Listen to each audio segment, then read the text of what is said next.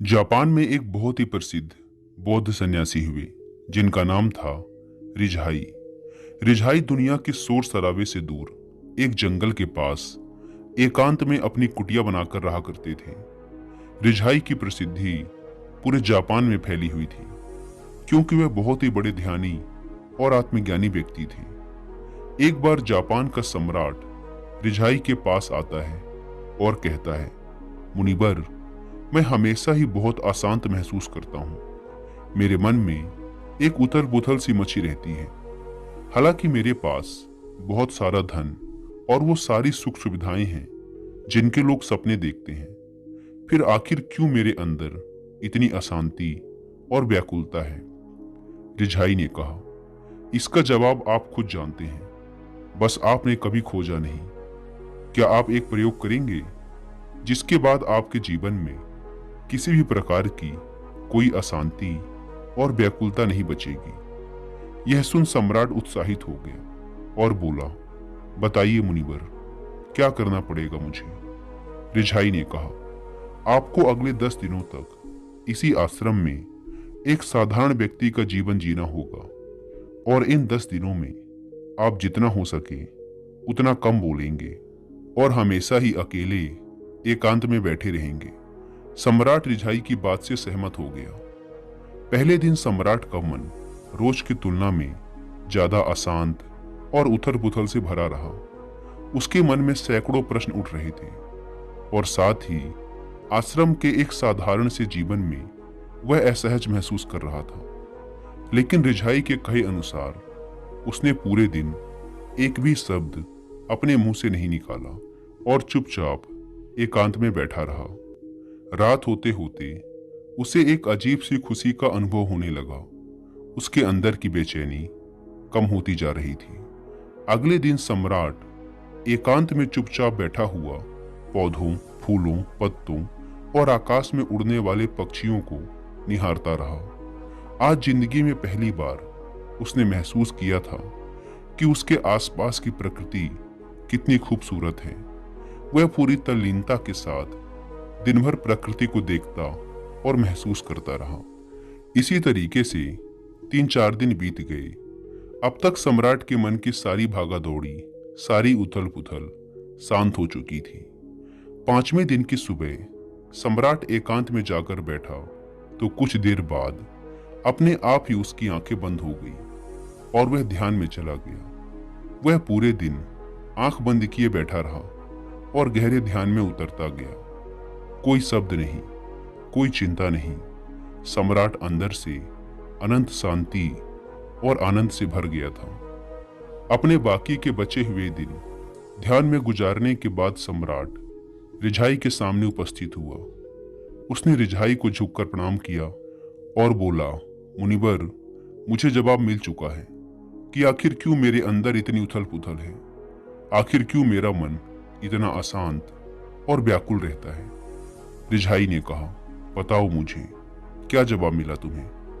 सम्राट ने कहा, मैं जरूरत से अधिक शब्दों का प्रयोग करता था। अपने लोगों के साथ दिन भर बेमतलब की बातें किया करता था और फिर अकेले में उन्हीं बातों के बारे में सोचता रहता था, जिसकी वजह से मेरा दिमाग बेचैन और अशांत रहने लगा और इसी के साथ मेरा शरीर भी।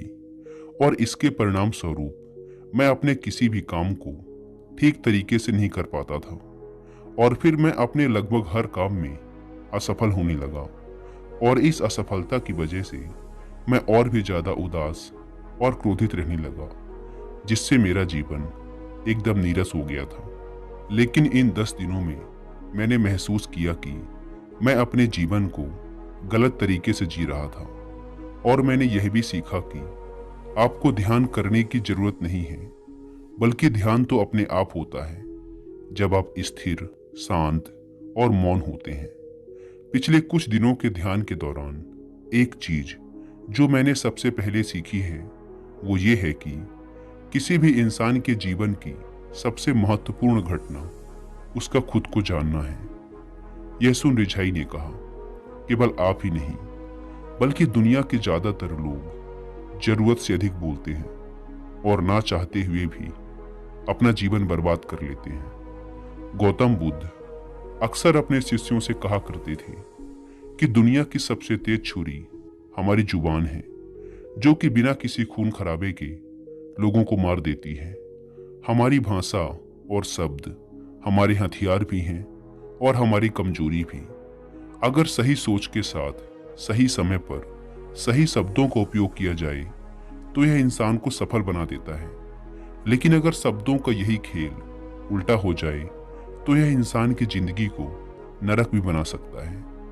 एक बार गौतम बुद्ध से उनके एक शिष्य ने पूछा, गुरुदेव, आप ज्यादातर समय मौन क्यों रहते हैं? बुद्ध ने कहा, क्योंकि मौन में मैं अपने अंदर के परमात्मा को सुन पाता हूँ। मौन खुद के भीतर उतरने की पहली सीढ़ी है। मौन हुए बिना खुद को जान पाना असंभव है। खुद को जानने और समझने की पहली शर्त यही है कि आप मौन हो जाओ।